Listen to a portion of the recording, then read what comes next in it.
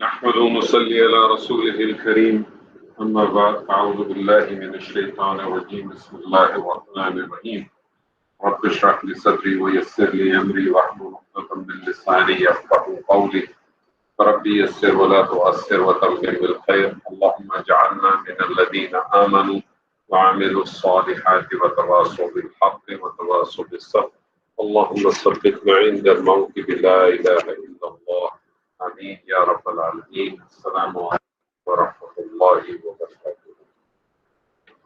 الحمد للہ ثم الحمد للہ. سیشن ہمارا گرامر کا شروع ہوا ہے اور اس حوالے سے ایک اچھا خاصا حصہ ہم اسم کے حوالے سے اس کو ہم نے کور کیا ہے، جس کے اندر ہم نے مرکبات کو شروع کیا اور مرکبات کے اندر ہم نے مرکب تام کو پہلے شروع کیا، پھر مرکب ناقص. مرکب ناقص تین مرکب ناقص ہم پڑھ چکے ہیں. سب سے پہلے اس میں مرکب توصیفی تھا، مرکب اشاری، اور پچھلی دفعہ ہم نے مرکب اضافی پڑھا، کافی تفصیل کے ساتھ پڑھا. مرکب اضافی میں نے آپ کو پہلے بھی بتایا کہ ایک ایسا مرکب ہے جو قرآن مجید میں بہت استعمال ہوا. یعنی قرآن مجید کوئی شاید و نادر کوئی ایسی آیت ہوگی جس کے اندر یہ مرکب استعمال نہیں ہوتا. تینوں مرکبات جو آپ نے پڑھے، مرکب توصیفی، مرکب اشاری اور مرکب جاری، یہ مرکب تام میں بھی استعمال ہوتے ہیں. اور مرکب توصیفی اور مرکب اضافی جو ہے یہ مبتدا بھی بن سکتے ہیں اور خبر بھی بن سکتے ہیں، جبکہ مرکب اشاری جو ہے وہ صرف مبتدا بنتے ہیں. یہ چیزیں ذہن میں ہونی چاہیے آپ کے. دوسری چیز آپ کے ذہن میں واچنس ہونی چاہیے کہ مرکب توصیفی میں اصل اہمیت جو ہے وہ موصوف کی ہوتی ہے. اسی طرح سے مرکب اشاری میں اصل اہمیت مشار الیہ کی ہوتی ہے، اور مرکب اضافی میں اصل اہمیت جو ہے وہ مضاف کی. اور جب یہ مرکبات جملے کے اندر مبتدا یا خبر بن کے آتے ہیں تو پھر مبتدا اور خبر کے جو قانون ہوتے ہیں اس کا خیال رکھیں. اب تک آپ نے جو پڑھا اس حوالے سے آپ کے سامنے دو چیزیں آئیں. پہلی چیز آئی کہ اسم حالت رفع میں دو وجہ سے آپ کے سامنے اب تک آ چکا ہے کہ اسم حالت رفع میں ہونے کی اس کی دو وجوہات آپ کے سامنے آئی ہیں. ایک کہ وہ مبتدا ہو، دوسری وہ خبر. قرآن مجید میں جب بھی آپ قرآن مجید کا مطالعہ کریں اور جب بھی کسی اسم کو آپ دیکھیں کہ وہ حالت رفع میں، تو ویسے تو اس کے بنیادی طور پہ 8 صورتیں ہیں کہ جس کی بنا پر اسم جو ہے وہ حالت رفع میں ہوتا ہے. لیکن اب تک آپ نے دو پڑھی ہیں تو کم سے کم آپ اس چیز کو اتنا آئیڈینٹیفائی ضرور کر لیں گے کہ یہ پاسبلٹی ہے کہ 8 میں سے 2 کی پاسبلٹی ہو سکتی ہے کہ یہ جو اسم جو آیا ہے قرآن مجید میں یہ یا مبتدا بن کے آیا ہوگا یا خبر بن کے آیا ہوگا. مبتدا بن کے آیا ہوگا تو بہت آسانی ہے اس کی کہ جب بھی کسی مبتدا کہتے ہیں اس ایسے اسم کو جس سے جملے کی ابتدا ہو.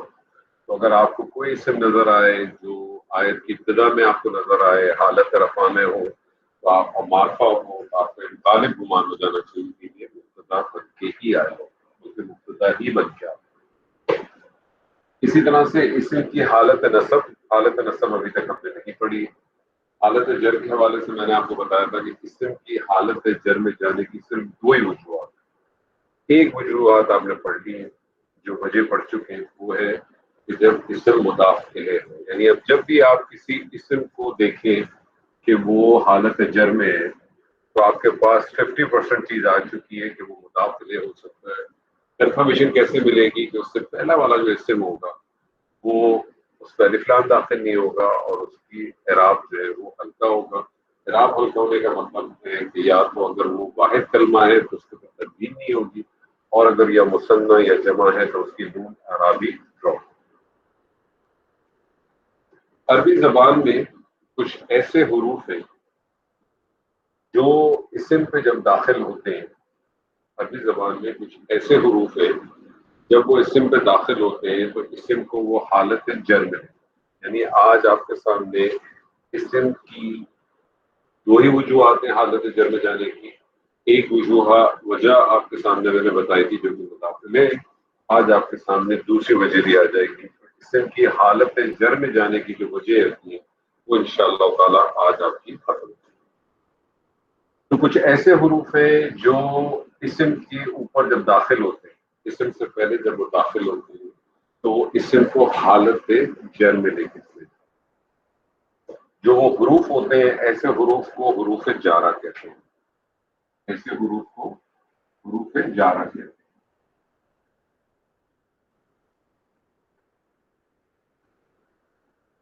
اور جس اسم پہ جب وہ داخل ہوتے ہیں، جس اسم پہ وہ داخل ہوتے ہیں اس اسم کو مجرور کہتے ہیں۔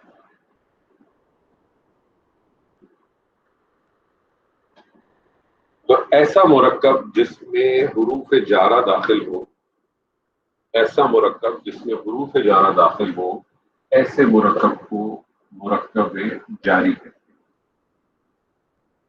ایسے مرکب کو مرکب جاری کہتے ہیں۔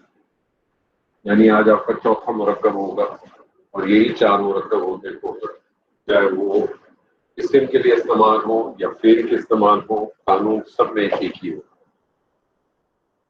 بہت ساری چیزیں ایسی ہوں گی جو ہم اسم کے اندر پڑھیں گے، وہی تمام چیزیں فعل میں داخل ہوں گی، لیکن فعل میں ہم جب جائیں گے تو ہم ان چیزوں کو ڈیٹیل میں نہیں پڑھیں گے۔ جیسے جتنے بھی مرکبات ہیں، یہ مرکبات جس طرح سے اسم کے اندر مبتدا اور خبر بن کے آتے ہیں، تو آپ جب جائیں گے تو یہ فاعل یا مفعول بن کے آ رہے ہوں گے یا کوئی اور چیز بن کے آ رہے ہوں گے، تو وہاں ہم ان مرکبات کو ڈیٹیل میں نہیں پڑھیں گے۔ وہ مرکبات آپ کو معلوم ہے کس طرح سے بنتے ہیں، کیا اس کا پروسیس ہے۔ تو یہ جتنے بھی مرکبات ہوں گے اس کو ہم نے ڈیٹیل میں اسی جگہ پڑھ لیا۔ ہاں ضرور اس کی جب ضرورت پڑے گی تو ایک آدھ دفعہ ہم اس کو ضرور دوہرا دیں۔ تو ایسا مرکب جس کے اندر حروف جارہ استعمال ہوں اور جس اسم کے اوپر حروف جارہ استعمال ہوتا ہے اس کو وہ حالت جر میں لے جاتا ہے، اور ایسے اسم کو پھر مجرور کہتے ہیں۔ حرف جارہ اور مجرور مل کے جو مرکب بنتا ہے اس کو مرکب جاری کہتے ہیں۔ یہ جو ٹوٹل حروف ہیں ان کی جو ٹوٹل تعداد ہے وہ 17 ہے۔ ٹوٹل تعداد ان کی 17 ہے۔ قرآن مجید میں صرف 11 استعمال میں، اسی لیے میں آپ کے ساتھ صرف ان 11 حروف کے اوپر بات کروں گا۔ باقی جو 6 ہیں نہ ان کے اوپر کوئی بات ہوگی، نہ اس کے اوپر کوئی سوال نہ آپ پوچھیں نہ میں آپ کو جواب دوں۔ ٹوٹل 17 حروف ہیں جو کہ حروف جارہ کہلاتے ہیں، لیکن صرف 11 قرآن مجید میں استعمال ہوئے ہیں۔ ہم ان 11 قرآن مجید کے جو حروف ہیں وہ جو استعمال ہوئے ان کے اوپر بات کریں گے کہ ان کے کیا معنی ہوتے ہیں۔ کام سب کا ایک ہی ہے کہ جب وہ اسم پہ داخل ہوتے ہیں تو اسم کو حالت جر کرتے ہیں۔ اس میں ہمیں تو بہت زیادہ پریکٹس کرنے کی ضرورت نہیں ہے، بس صرف ہم ان حروف جارہ کو صرف یہاں اسٹڈی کر لیں گے کہ وہ حروف جارہ ہے کون کون سے اور ان کا مقصد کیا ہے، ان کا معنی کیا ہوتا ہے۔ باقی جو اس کا جو اصل پروسیس ہے وہ کیا ہے کہ وہ اسم کو حالت جر میں لے جاتے ہیں، بس اس کے علاوہ کوئی اس کا کام نہیں۔ حروف جارہ کا کام کیا ہے کہ وہ اپنے اسم پہ جب داخل ہوتا ہے تو وہ اس کو حالت جر میں لے جاتا ہے۔ تو جو سب سے پہلا حرف ہے اس حرف کو کہتے ہیں با۔ جو سب سے پہلا حرف ہے اس کو کہتے ہیں با۔ اس کو پڑھتے با ہے، لیکن یہ یاد رکھیے کہ اس کو لکھتے بے، یعنی بے کے نیچے زیر ہوتی ہے اور یہ پڑھا جاتا ہے با کے طور۔ اور اس کے جو معنی لیے جاتے ہیں نا وہ معنی ہوتا ہے، اے کے معنی میں آتا ہے، ساتھ کے معنی میں آتا ہے، ذریعے کے معنی میں آتا ہے۔ یہ ڈیپینڈ کرتا ہے کہ جملے کا کانٹیکس کیسا ہے، آپ اس حساب سے اس کا معنی دیں۔ جیسے مثال کے طور پہ میں آپ سے کہتا ہوں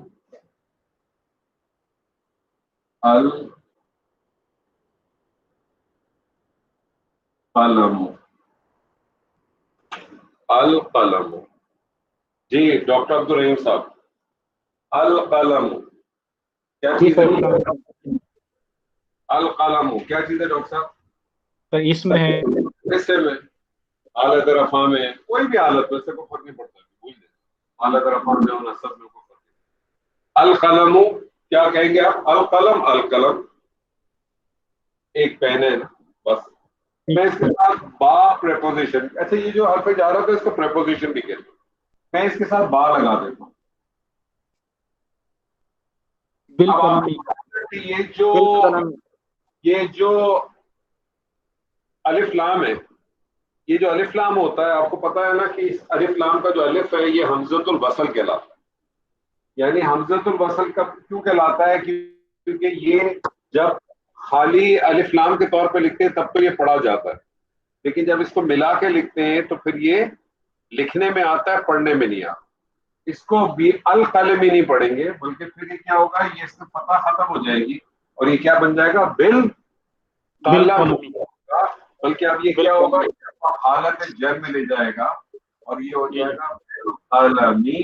اب اس کا کیا معنی ہوگا, قلم کے ساتھ, قلم کے قلم کے ذریعے, قلم کے ساتھ, قلم کے ذریعے. ٹھیک ہے جی. آپ ہی کے سامنے میں ایک اور رکھتا ہوں, میں آپ سے کہتا ہوں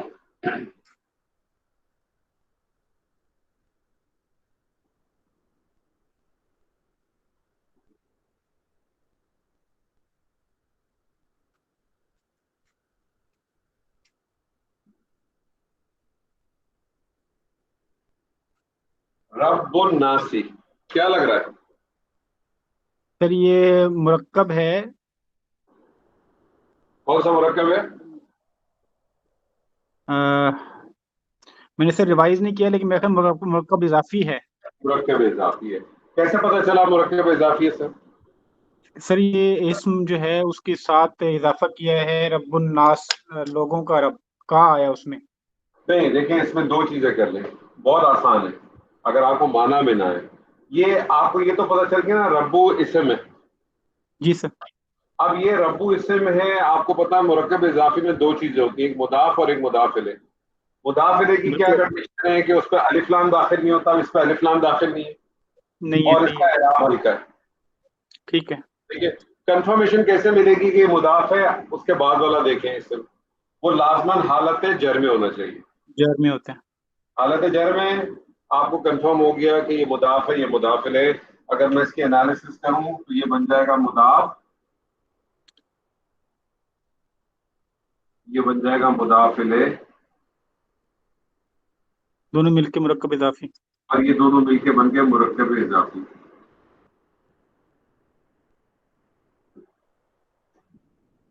اب میں اس ربو کے ساتھ جو ہے نا با کی پریپوزیشن لگا دیتا ہوں.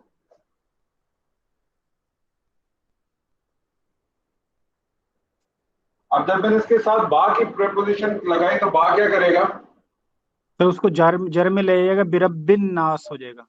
تو یہ کیا ہو جائے گا, اس کو میں برب حالت الناس. جر میں لے جاؤں گا تو یہ ہو جائے گا برب الناسی.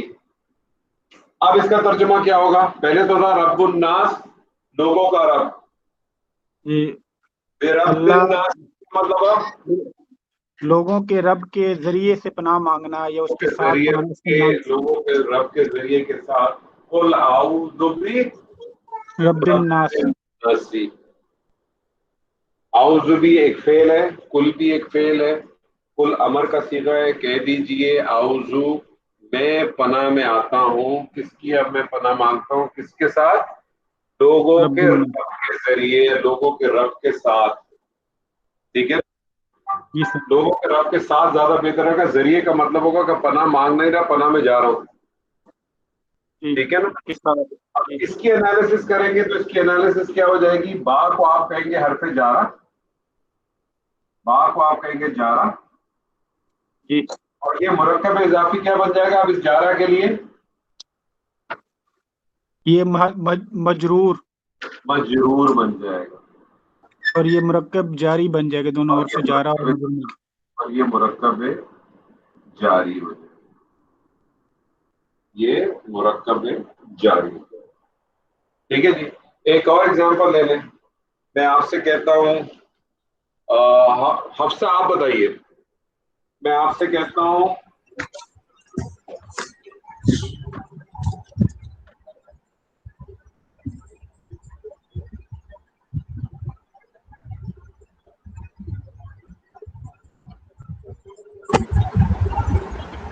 جی یہ مرکب اضافی ہے. اذن اللہ مرکب اضافی، کیا مطلب ہوا اس کا؟ اللہ کے اذن کے کیا معنی ہے؟ نماز پڑھتی ہیں آپ؟ جی نماز سے پہلے کیا ہوتا ہے؟ جی نماز آپ کو پتہ کیسے چلتا ہے کہ نماز؟ اذان سے. اذان کا کیا مطلب ہوتا ہے؟ پکار، پکار، اجازت. اذان بھی جی وہی سے نکلی ہے. تو اذن اللہ اللہ کی اجازت سے، اللہ کی مرضی سے، اللہ کے اذن سے. ٹھیک ہے؟ جی تو یہ اذن جو ہو گیا یہ مضاف ہو گیا، جی اور اللہ ہی جو ہے مضاف الیہ ہو گیا، اور مضاف و مضاف الیہ مل کے مرکب اضافی.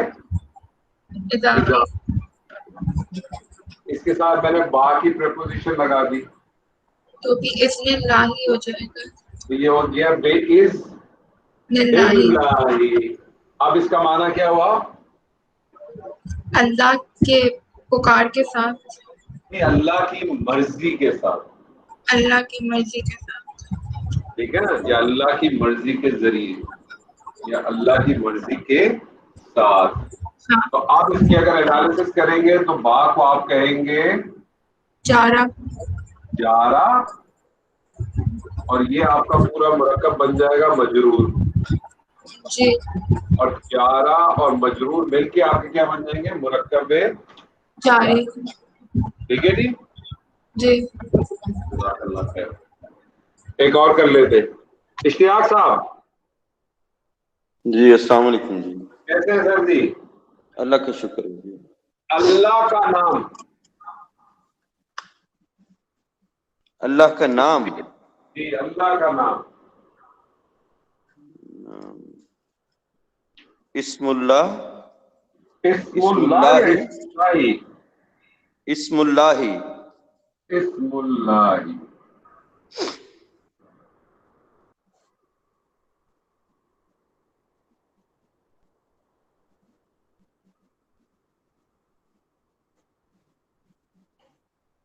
اچھا یہ یاد رکھیے گا کہ یہ جو اسم کے اندر جو الف ہے نا، یہ جی جی حمزۃ الوصل، صحیح. یہ حمزۃ الوصل ہے. وصل. میں اس کے ساتھ با کی پریپوزیشن لگا دیتا ہوں. صحیح. جب میں اس کے ساتھ با کی پریپوزیشن لگا لیتا ہوں تو اس کی ایک خاصیت ہے. اس با جی کے ساتھ جب اسم آتا ہے تو اس کی جی خاصیت یہ ہے کہ نارملی آپ نے دیکھا ہے کہ با جب لگتا ہے تو حمزۃ الوصل ساتھ رہتا ہے، لیکن صحیح. جب اسم کے ساتھ لگتا ہے تو حمزۃ الوصل کو بھی ہٹا دیتے ہیں اور با کو آپ نے دیکھا ہوگا قرآن مجید میں لمبا کر کے لکھ لیتے ہیں. صحیح. یعنی وہ پھر اس طرح سے لکھ دیتے ہیں.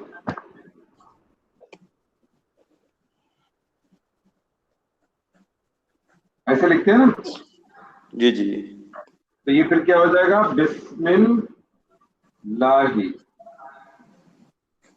بسم اللہ کیا ترجمہ کریں گے سر؟ اللہ کے نام کے ساتھ، اللہ کے نام کے اللہ ذریعے. کے نام کے ساتھ. بسم اللہ ہی الرحمن الرحیم.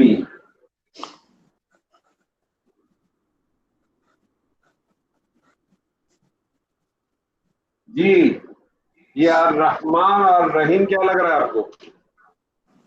الرحمن الرحیم.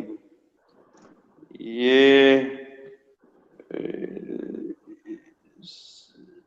اس کا یہ مرکب تو سچ مجھے نہیں لگ رہا یہ. ٹھیک ہے. اور یہ ایک صفت ہے. صفت ہے. کس کی صفت ہے؟ یہ اللہ تعالیٰ کی صفت ہے. اللہ کی صفت ہے. الرحمن ایک صفت ہے، الرحیم ایک صفت ہے. دو صفتیں. جی جی جی ٹھیک ہے. اور ایک بات یاد رکھیے گا کہ اللہ تعالیٰ کی جتنی بھی صفات قرآن مجید میں آپ کو ملیں گی صرف ایک مقام کو چھوڑ کر، صرف ایک مقام کو چھوڑ کے سورہ حدید کا آپ کو جتنی اللہ تعالیٰ کی صفات ملیں گی اس میں کبھی بھی بیچ میں عطف نہیں ملے گا، آپ کو بیچ میں واو نہیں ملے گا. یعنی رحیم کا مطلب ہے رحم کرنے والا، اور یہ مبالغے کا صیغہ انشاءاللہ آگے آپ پڑھیں گے تو آپ اس کا عموماً ترجمہ کرتے ہیں بہت رحم کرنے والا، ٹھیک ہے. اور رحمان تو آپ اس کا ترجمہ کہتے ہیں بہت مہربان. یعنی یہ بیک وقت اللہ رحمان بھی ہے اور اللہ رحیم بھی ہے. رحمان کے اندر جوش ہوتا ہے بہت، یعنی رحمان اس طرح سے سمجھ لیں کہ سمندر ہے، اور رحیم جو ہے نا وہ ٹھہراؤ ہے. یہ اللہ ہی کے اندر پایا جا سکتا ہے کہ بیک وقت اللہ کے اندر جوش بھی اتنا ہی ہے اور ٹھہراؤ بھی اتنا ہی ہے، ٹھیک ہے. تو رحمان رحیم جو ہے وہ کیا بن جائیں گی؟ صفت بن جائیں گی. اگر یہ صرف کس کی بن جائیں گی؟ اللہ کی بن جائیں گی، اس میں اللہ کی بن جائیں گی. اس کا مطلب ہے کہ اس میں اللہ کیا چیز ہے؟ موصوف ہو جائے گا، موصوف ہو گئے. جی جی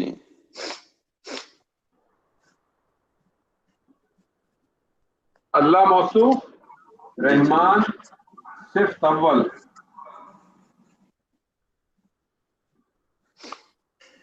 اور رحیم صرف دومی ثانی. سوری. موصوف اپنی دونوں صفات سے مل کے کیا بن گیا؟ مرکب توصیفی. مرکب توصیفی.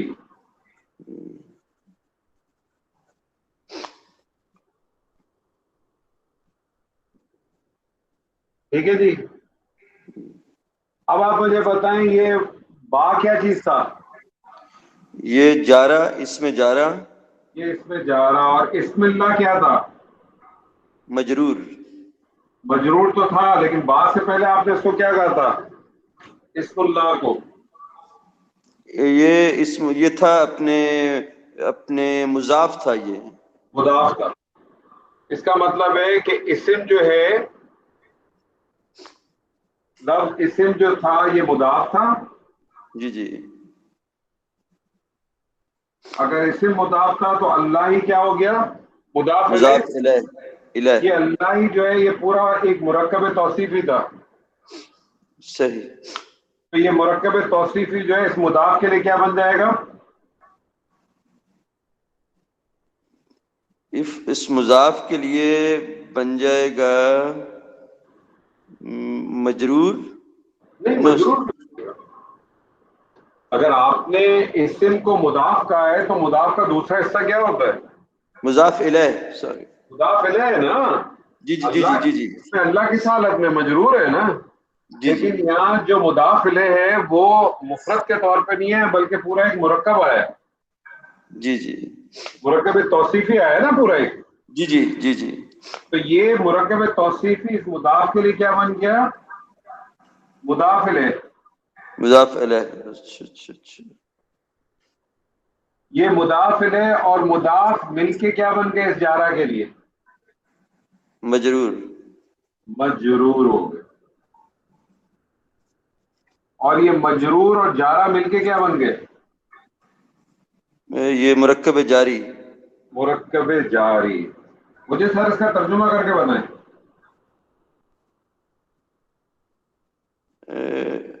بسم اللہ الرحمن الرحیم. آپ مجھے بتائیے کہ قرآن مجید میں جب آپ کی آیت پڑھی ہے آپ نے جب بھی آپ نے کیا ترجمہ کیا اس کا؟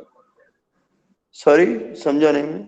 آپ جب قرآن مجید میں پڑھتے ہیں تو آپ کو اس کا کیا ترجمہ دیکھا آپ نے بسم اللہ الرحمن الرحیم کا؟ اللہ کے نام کے ساتھ جو انتہائی مہربان اور رحم کرنے والا ہے. یہ آپ نے یہ ترجمہ پڑھا ہے؟ میرا خیال میں یہی پڑھا ہے، لیکن سوچ لیں. اگر آپ نے یہ انتہائی مہربان اور رحم کرنے والا ہے.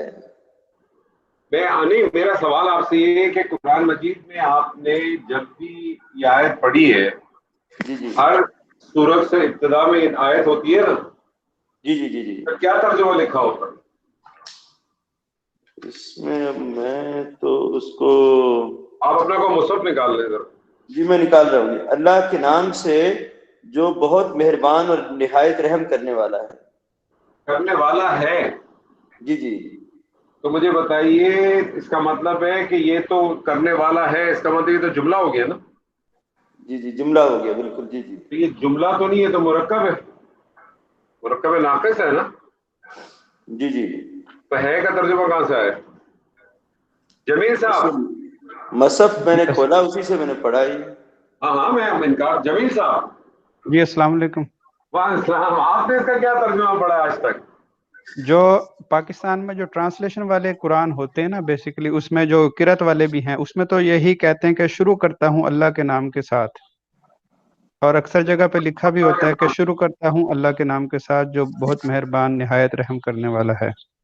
اب مجھے بتائیں اس میں شروع کا لفظ تو کہیں بھی نہیں ہے. اس میں شروع کا لفظ ہے نہیں، لیکن جب میں نے اس کا یعنی کہ ترجمہ پڑھنے کی کوشش کی تھی قرآن کے، جو میرے استاد صاحب تھے، انہوں نے کہا کہ بسم اللہ سے پہلے ایک لفظ ہے اشراء. ٹھیک ہے. تو اشراء بسم اللہ الرحمن الرحیم. تو جب انہوں نے اس کا انالیسس بتایا تھا تو اس طریقے سے بتایا تھا. آپ اس بات سے مطمئن ہیں؟ پتہ نہیں، اس وقت تو مجھے عربی نہیں آتی تھی، تو شروع کی بات ہے. اچھا نہیں، آپ آج کے دور میں اب اس وقت بھی مطمئن ہیں آپ؟ یہاں تو لکھا ہوا تو نہیں ہے کچھ بھی، بیسیکلی اس طرح تو کوئی بندہ کچھ بھی ٹھیک ہے، کہہ سکتا معذوف ہے. ہو سکتا ہے، کوئی مسئلہ نہیں ہے. ہاں. لیکن آپ کو انہوں نے کہا اشرح ابتدا میں ہے، تو اشرح میں شروع کرتا ہوں اللہ کے نام سے، ایسے ہی ہے نا؟ ہاں. اللہ کے نام سے. جویری آپ نے اس کا ترجمہ کیا پڑھا آج تک؟ سر میں نے بھی ترجمہ تو یہی پڑھا ہے، لیکن میرا خیال ہے کہ اس کا ترجمہ جس طرح اب ہم نے پڑھ لیا ہے کہ مرکب ناقص ہے نا، یہ ٹھیک ہے، کیا مطلب یہ ترجمہ؟ پورا جملہ نہیں. تو اس کا جملہ ہوگا کہ اللہ کے نام سے جو بہت رحمان، نہیں، اللہ کے نام سے بہت رحمان اور بہت رحیم، یہ ہوگا. یہ کہ اگر آپ نے مرکب کا ترجمہ کیا ہے، ٹھیک ہے، تو ایک پوائنٹ نوٹ کر لیں کہ جس طرح سے مرکب میں توصیفی میں اصل اہمیت موصوف کی ہوتی ہے، مرکب اصل اہمیت جو ہے وہ مضاف کی ہوتی ہے. مرکب اشاری میں اصل اہمیت مشار الیہ کی ہوتی ہے. تو مرکب جاری میں اصل اہمیت جو ہے نا وہ مجرور کی ہوتی ہے. صحیح. مرکب جاری میں اصل اہمیت جو ہے مجرور کی. اچھا، اب آپ نے دیکھا کہ اس کا جو مجرور ہے وہ مرکب اضافی ہے. اس کا جو مجرور ہے وہ مرکب اضافی ہے نا. جی. بسم اللہ. اچھا، مرکب اضافی کا ترجمہ کیسے ہوتا ہے؟ سر مرکب اضافی کا ترجمہ اس طرح ہوتا ہے کہ پہلے مضاف الیہ آتا ہے اور پھر مضاف. ٹھیک ہے. اچھا جی، اس کا جو مضاف الیہ ہے یہ مجھے بتائیں مفرد ہے کہ مرکب ہے؟ سر مفرد ہے. مفرد ہے؟ نہیں سر مرکب ہے، کیونکہ اس میں دو صفتے بھی. جی. کون سا مرکب ہے؟ مرکب توصیفی. مرکب توصیفی. مرکب توصیفی کا ترجمہ کیسے ہوتا ہے؟ مرکب توصیفی کا ترجمہ اس طرح ہوتا ہے کہ پہلے صفت آتی ہے پھر موصوف. اچھا، اب آپ کو کیا کرنا پڑے گا؟ پہلے آپ کو اس کی صفت پڑھنی پڑے گی، پھر آپ اس کا موصوف پڑھیں گے. جی. وہ صفت اور موصوف مل کے مضاف الیہ ہوگا اور پھر مضاف پڑھیں گے. ایسے ہی ہے نا؟ جی. آپ اس کا ترجمہ کریں. بہت مہربان بہت رحیم اللہ کے نام سے. اللہ کے نام کے ساتھ. جی. ٹھیک ہے نا؟ جی. یہ اس کا گرامیٹیکلی تو اس کا ترجمہ یہی بنتا ہے کہ رحیم اور رحمان اللہ کے نام کے ساتھ. اور یہ مرکب ہے، مرکب ناقص ہے، اس لیے اس میں ہے اور ہے نہیں آتا. اب جو جمیل صاحب آپ کا جو پوائنٹ تھا کہ اس کے ساتھ جو ہے اس میں ایک اس کے اندر کچھ لوگوں نے کہا فعل ہے، کچھ لوگوں نے کہا اس کے اندر جو ہے ابتدا جو ہے وہ معذوف ہے. ٹھیک ہے، کچھ نے کہا ابتدائیاً، کسی نے کہا اشرو. یہ دونوں رائے موجود ہیں، لیکن اس میں ایک بڑا مسئلہ آ گیا. جمیل صاحب میں آپ سے مخاطب ہوں. مسئلہ کیا آ گیا اس میں کہ اشرو جب آپ ابتدا میں لے کے آئے تو آپ نے کیا پڑھا؟ کیا ترجمہ کیا؟ نہیں، آپ نے ترجمہ کیا کیا؟ میں شروع کرتا ہوں. میں شروع کرتا ہوں. جبکہ ہم کہتے ہیں کہ ہم ہر چیز کو شروع کس سے کرتے ہیں؟ اللہ کے نام سے. جی تو جب میں نے آپ سے یہ کہا کہ میں شروع کرتا ہوں تو اللہ کا نام تو آیا نہیں. ہاں وہ شروع میں نہیں. آپ کو پتہ ہے ایک بہت بڑی بحث ہے اس پہ لوگوں نے نہیں. اپنی جو ہے نا کتنی کتابیں اور میرا خود بھی جو ہے جن لوگوں نے اس پہ بحث کی ہے میرا ان کے ساتھ ویسے تو شاید کچھ اختلافات ہیں لیکن اس آیت کے حوالے کی ٹرانسلیشن اور ان کی سوچ کے حوالے سے اختلاف نہیں بنتا کیونکہ بات ان کی بڑی لاجیکل ہے کہ جب آپ یہ کہتے ہیں کہ میں ہر کام جو ہے اللہ کے نام سے شروع کرتا ہوں جی تو یہاں تو میں نے اللہ کے نام کو جو ہے وہ مؤخر کر دیا. بالکل. تو اب بہت سارے لوگوں نے کیا کہا اس اسکول آف تھاٹ نے پھر یہ کہا کہ اس کے اندر وہ فعل آپ کہیں اشرو کہیں یا مبتدا جو بھی آپ کہیں اس کو وہ ضرور ہے لیکن اس فعل کو وہ مؤخر کر دیتے اور وہ مؤخر اس طرح سے کر دیتے ہیں کہ وہ کہتے ہیں بسم اللہ اللہ کے نام کے ساتھ اشرع میں شروع کرتا ہوں رحمان اور رحیم ہے. اب کچھ لوگوں نے کیا کیا کہ رحمان اور رحیم کر کے چھوڑ دیا. کچھ لوگوں نے اس کو کیا کہ رحمان اور رحیم ہے کا مفہوم بھی لے آئے. کچھ لوگوں نے اس کے اندر موصولہ کا مفہوم لے کے آئے جو لگا کے جیسے کسی نے پہلے شاید کیا تھا خان میں جویریہ نے کہا تھا کہ اللہ کے نام کے ساتھ جو نہایت مہربان اور رحم کرنے والا ہے. تو یہ دو تین رائے اپنی جگہ پہ موجود ہیں سب اپنی جگہ پہ درست ہوں گی کسی کو بھی میں غلط نہیں کہنے کا حق رکھتا لیکن میں نے آپ کے سامنے جو دو تین رائے تھی وہ آپ کے سامنے میں نے رکھی. گرامیٹیکلی اگر آپ دیکھیں تو اس کا ترجمہ جو بنے گا گرامیٹیکلی وہ یہی بنے گا کہ بہت رحم کرنے والا نہایت مہربان یا بہت رحمان اللہ کے نام کے ساتھ. گرامیٹیکلی اگر آپ اس کو دیکھیں تو اس کا یہی ترجمہ بنے گا یہ ایک مرکب ہے ناقص ہے. مرکب ناقص کہتی اس کو ہے کہ جس میں بات پوری واضح نہیں ہوتی ہے کچھ نہ کچھ اشکال رہ جاتا ہے یا ہے کا اس میں آپ کو مفہوم نہیں ملتا. تو یہ بات صرف آپ کے ساتھ رکھنی تھی. تو پہلا جو اب آپ اس کے ذہن میں آپ کے آگے ہے اور جو جن لوگوں نے یہ اصطلاح لی ہے کہ اس کے اندر ایک محذوف فعل یا مبتدا ہے اس میں پھر دو رائے ہیں کہ ایک رائے نے کہا کہ ضرور ہے لیکن وہ بسم اللہ کے بعد ہے اور ایک رائے نے شروع میں رکھ لیا اس نے کہا اصل تو چیز نیت ہے اور اللہ نیتوں کو جانتا ہے. تو بہرحال دونوں ساری رائے موجود تھیں آپ کے سامنے جو مجھے معلوم تھی میں نے آپ کے سامنے رکھ دی ہے. بنیادی بات یہ کہ آج آپ کے سامنے بسم اللہ الرحمن الرحیم کا معنی بھی اور اس کی انالیسس بھی آپ کے سامنے آ گئی. اصل چیز آپ کے لیے یہ ہے ٹھیک ہے سر جی یہاں تک کلیئر ہے؟ کوئی سوال کسی کا کوئی اشکال کسی کا کوئی سوال ہو تو پوچھیے سر جی. سر السلام علیکم. السلام ہیرو کدھر ہو؟ بس سر یہیں پہ ہوں. ایک سوال اس میں سر مجھے یہ آ رہا ہے کہ آپ نے ابھی جو بتایا کہ بیچ میں آ جاتا ہے یا پہلے آ جاتا ہے مجھے سورہ نمل کی جو آیت ہے جس میں بسم اللہ الرحمن الرحیم پورا خود آیا ہوا ہے تو سر پھر ہم لوگ یہ کیوں بول رہے ہیں کہ بیچ میں کچھ آ جائے گا یا پھر پہلے کچھ آ جائے گا ورنہ اگر ایسا کچھ ہوتا کب دوبارہ سب میں آپ کا سوال نہیں سمجھا سر. سورہ نمل کی آیت ہے نا جس میں بسم اللہ الرحمن الرحیم خود پورا اللہ تعالیٰ نے دو دفعہ جسے ہم بولتے ہیں کہ آیا ہے تو انہ من سلیمان و انہ بسم اللہ الرحمن الرحیم. آیت پڑھیں دوبارہ کیا پڑھی آپ نے؟ سر وہ ایک پوری ایگزیکٹلی شاید میں صحیح نہیں پڑھ رہا لیکن اس طرح سے انہ من سلیمان و انہ بسم اللہ الرحمن الرحیم. صحیح ہے بالکل صحیح ہے لیکن آپ وہاں دیکھیں وہ مرکب آیا اور وہ مرکب جو ہے آپ کو پتا ہے نا کہ قرآن مجید میں آپ کو ہر آیت جو ہے وہ ایک مکمل جملہ ہے. اس مکمل جملے کے اندر مختلف حصے ہوتے ہیں. اس مکمل حصے کے اندر کوئی حصہ مرکب جاری ہوگا کوئی حصہ پتہ چلا مرکب اضافی ہوگا اور سب مل کے اپنا اپنا ایک حصہ بناتے اور پھر ایک جملہ بن جاتا. تو بسم اللہ الرحمن الرحیم وہاں بھی ایز بسم اللہ الرحمن الرحیم ایک مرکب کے طور پہ ہی آیا ہے لیکن پھر وہ مرکب کے طور پہ وہاں وہ کسی چیز کا حصہ بنے گا, اچھا کسی چیز کا انشاءاللہ حصہ بنے گا, اور وہ آہستہ آہستہ آپ کے سامنے جو ہے نا چیزیں واضح ہوتی تھیں انشاءاللہ. ٹھیک. لیکن وہاں بھی وہ بسم اللہ الرحمن الرحیم ایز اے مرکب ہی کے طور پہ, وہ وہاں مرکب کے ہی طور پہ. ٹھیک ہے, اب آپ ہی کے ساتھ شروع کر دیتے ہیں سر. بڑے دنوں کے بعد آپ آئیں, کبھی کبھار آپ آتے ہیں کیونکہ آپ کے پاس ٹائم نہیں ہوتا, تو آپ ہی سے شروع کرتے ہیں. نہیں سر, میں کیا کہہ رہے ہیں وہ؟ میں بس لاسٹ کلاس میں نہیں تھا, اس سے پہلے میں نے ساری کلاسیں لی. ارے ناراض کیوں ہو جاتے ہیں یار, میں نے تو دل لگی کی ہے آپ کے ساتھ. سر میں بھی زندگی میں اشتہار کر رہا ہوں کہ موجود ہوتا ہوں کلاس میں. دوسرا جو حرف جارہ ہے نا وہ ہے تا.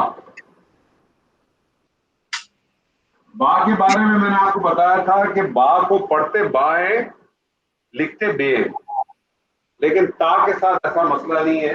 تا کو جو ہے وہ تا ہی لکھتے, اور تا جو ہے وہ قسم کے لیے استعمال ہوتا ہے. تا جو ہے وہ قسم کے لیے استعمال ہوتا ہے, اور یہ خاص ہے اللہ کے ساتھ.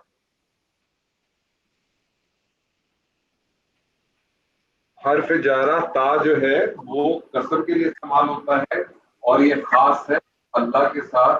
جیسے مثال کے طور پہ قرآن مجید میں دوسری مقام پہ آپ کو ملتا ہے تاللہ, اللہ اللہ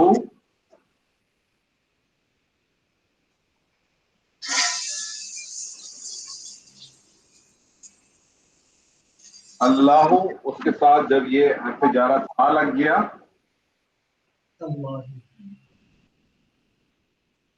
تو پھر یہ کیا بن جائے گا؟ تاللہ. اور آپ کو معلوم ہے نا کہ لفظ اللہ جو ہے, اس لفظ اللہ کا بھی جو الف ہے یہ اس کے لیے آتا نا, الف لام کا الف ہے نا, تو تعالی ہی نہیں پڑھتے, پھر یہ الف جو ہے جتنے میں نہیں آتا, اور یہ بن جاتا ہے تاللہ, اللہ کی قسم, اللہ کی قسم. اور یہ قرآن مجید میں میرے خیال میں 2 مقام پہ شاید یہ مرکب جو ہے استعمال ہوا ہے. آپ کو پتہ ہے یہ جو لفظ اللہ ہے اس کی بھی بڑی خوبصورتی ہے. یہ جو لفظ اللہ ہے اس کی بڑی خوبصورتی ہے. اگر میں اس کو بریک کروں اویس, تو مجھے آپ کے حروف بتا سکتے ہیں کیا کیا ہوں گے؟ اللہ کے حروف آپ بتا سکتے ہیں مجھے کیا کیا ہوں گے؟ سر حمزہ یا الف, الف, لام, لام اور ہاں. نہیں ہاں, ایسے ہی ہے نا؟ جی ایسے ہی ہے نا باس؟ جی سر. اگر میں بریک کر دوں, آپ کو میں ایک چیز بتانا چاہ رہا ہوں, بہت ارلی سٹیج پہ ہے, لیکن نالج کے لیے اپنے ذہن میں رکھیے. عربی زبان میں جتنے بھی اسما ہوتے ہیں اور خاص طور پہ جو آپ کے فعل ہوتے ہیں, ہر اسما کا, ہر فعل کا ایک مادہ ہوتا ہے, پھر اس مادے سے مختلف لفظ بنتے ہیں. جیسے مثال کے طور پہ میں آپ کو کہوں کہ ایک مادہ ہے را, ہا اور میم, اسی سے رحم بنے گا, اسی سے رحیم بنے گا, اسی سے رحمان بنے گا, اسی سے ارحم بنے گا, اسی سے مرحم بنے گا, اسی سے مرحوم بنے گا, مختلف لفظ بنتے ہیں. لیکن یہ جو لفظ اللہ ہے اس کا کوئی مادہ نہیں ہے. یہ جو لفظ اللہ ہے اس کا کوئی مادہ نہیں ہے. پہلی اس کی جو خوبصورتی ہے وہ کیا ہے؟ جب میں اس کو پورا پڑھتا ہوں اللہ, اس کے معنی کیا ہے؟ اللہ.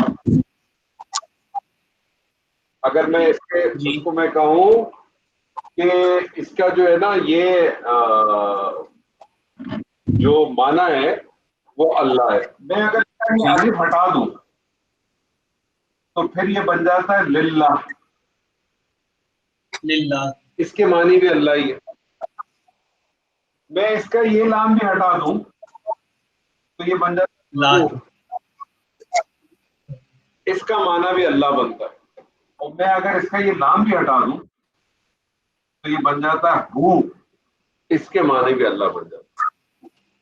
یعنی اتنا خوبصورت اس کا وہ ہے کہ جو لفظ اللہ ہے, لفظ اللہ پہ بھی لوگوں نے بہت ریسرچ کی. اور کرنی بھی چاہیے لیکن ایک حد تک کرنی چاہیے. اس سے زیادہ کرے گا تو آدمی جو ہے شرک کے دروازے. دو آپ کے سامنے حرف جارہ آ گئے. حرف جارہ با جو کے یا سا کے ذریعے آتا ہے, حرف جارہ تا جو قسم کے لیے آتا ہے, خاص ہے اللہ کے ساتھ. قرآن مجید میں 2 یا 3 مقام پر ہیں یہاں یہ اللہ ہی سے لفظ ہے. تیسرا جو ہے حرف جارہ, تیسرا جو حرف جارہ ہے وہ ہے واو. تیسرا حرف جارہ ہے واو. واو بیسکلی آپ کو قرآن مجید میں بہت ساری چیزوں کے لیے ملتا ہے. آپ کو واو عطف کے لیے بھی ملا. آپ کو یہاں میں نے آپ کو حرف جارہ کے طور پہ بتایا, اور حرف جارہ کے طور پہ جب یہ واو آتا ہے تو یہ حرف جارہ میں یہ واو یہ بھی قسم کے لیے آتا ہے. اور یہ جو قسم ہے یہ عام بھی ہے, اللہ کے ساتھ بھی ہے لیکن یہ عام بھی ہے. تا قسم صرف اللہ کے ساتھ, جبکہ واو قسم جو ہے وہ عام ہے, وہ کسی کے ساتھ بھی آ سکتی. ٹھیک ہے جی. اور یہ جو واو ہے یہ بہت ساری چیزوں کے لیے استعمال ہوگا انشاءاللہ, آپ پڑھتے رہیں گے. ابھی تک آپ کے سامنے اب تک یہ کون اب تک آپ نے اویس کتنے واو پڑھ لیے؟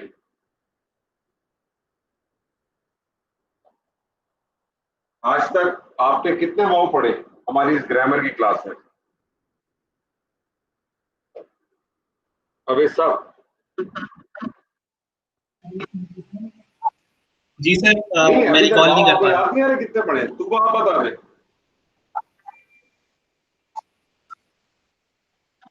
سر مجھے بھی یاد نہیں آ رہا, ورنہ میں ان کو یاد دلا دیتی. صبا جی آپ بتا دیں.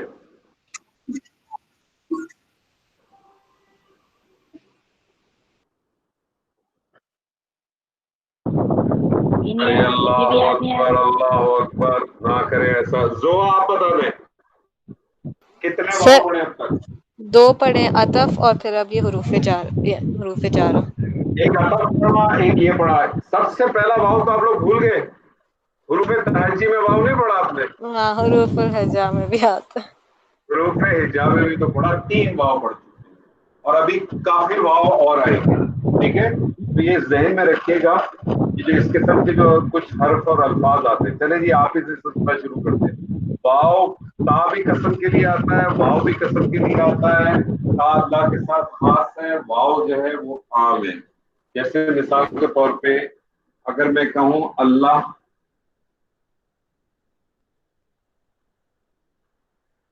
واو اس کے ساتھ میں نے لگا دیا تو یہ کیا بن جائے گا زوہا؟ واللہ. واللہ کیا مطلب ہوا؟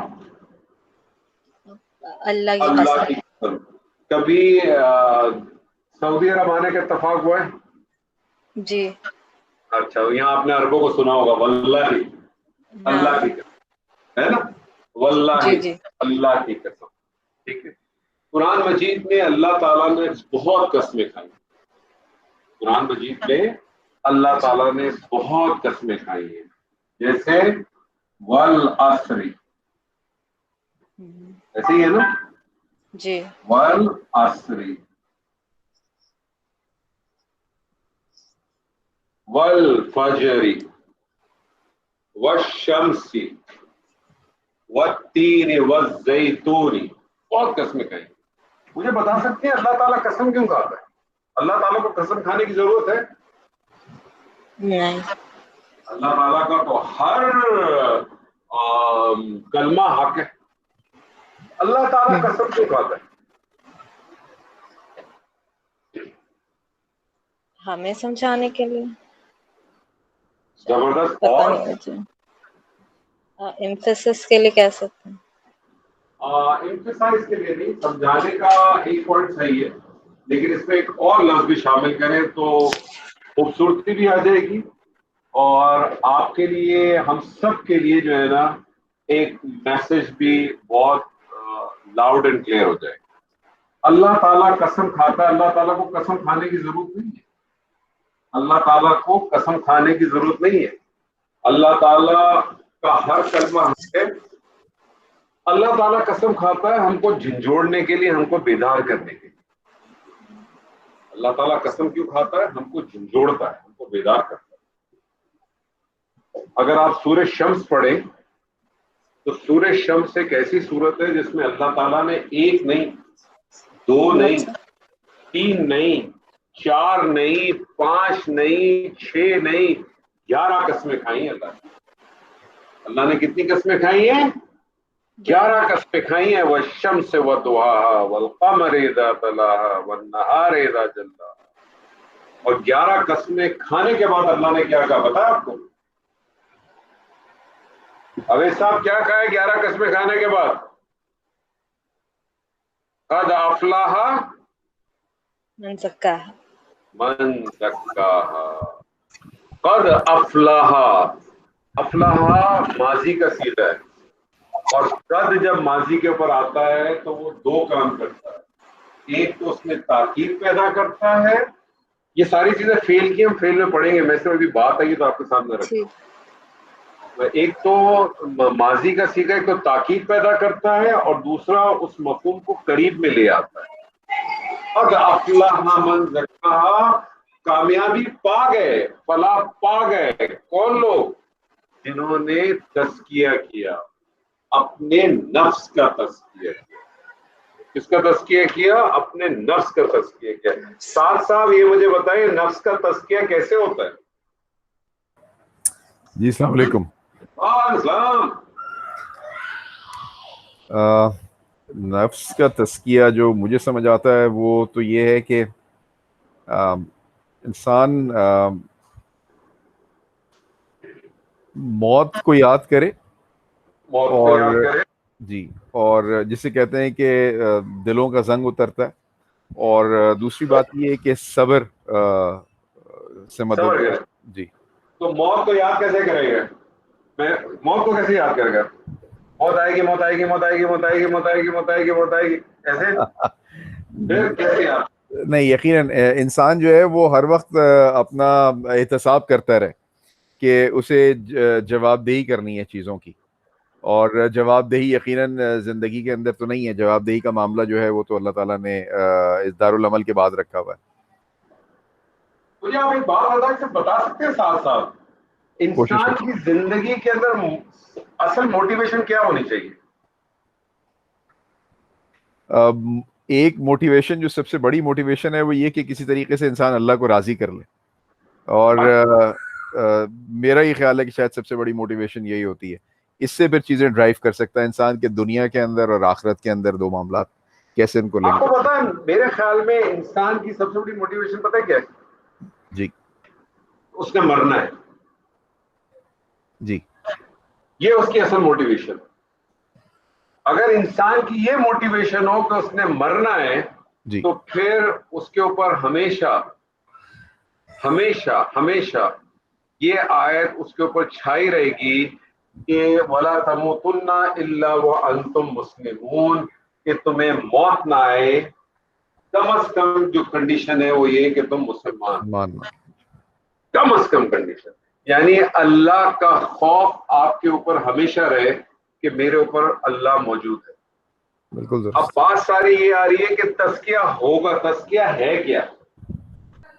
اور تزکیہ دراصل ہے کیا؟ بیسیکلی تزکیہ یہی ہے نا کہ اپنے دلوں کو پاک کرو، جی، دلوں کو صاف رکھو. جی، یہی ہے نا تزکیہ، جی، نفس تو یہی ہے نا. جی، کلینزنگ. جی، یہی چیز ہے. اب آپ مجھے بتائیے یہ جو تزکیہ نفس ہے، کسی بھی چیز کا علاج اسی وقت ممکن ہے نا. ہمارے پاس کچھ ڈاکٹر حضرات یہاں بیٹھے ہوئے کہ کسی بھی بیماری کا علاج اسی وقت ہوگا نا کہ جب وہ بیماری آپ کو پتہ چل جائے.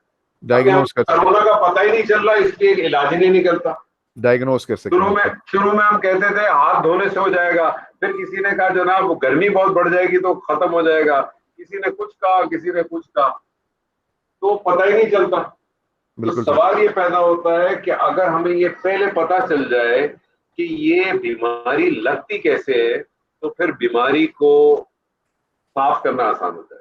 جی، دور جو رہنا. بیماری لگتی ہے وہ بیماری لگتی کیوں؟ آپ کے خیال میں دل کب خراب ہوتے ہیں سر؟ اللہ کا ذکر جو چھوڑ دے وہ دل مردہ ہو جاتا ہے. اور اس کے علاوہ مجھے بتا دیں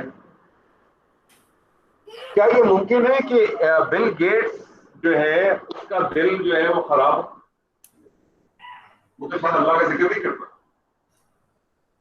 جی دنیا کی پیروی، اور وہی جو بات آپ نے کی تھی کہ انسان موت کو بھول جائے اور دنیا کے اندر مست ہو تو وہ دل مردہ ہونا شروع ہوتا ہے اس کا. ٹھیک ہے، لیکن دل جو آپ کا جو ہوتا ہے مردہ، اس کی جو بنیادی جو سب سے بڑی وجہ ہے وہ حسد ہے، غصہ ہے، جی بد زبانی ہے، بد شگونی ہے، فحاشی ہے، چاہے وہ آپ قولی کریں یا فعلی کریں، صحیح. دل میں بغض ہے.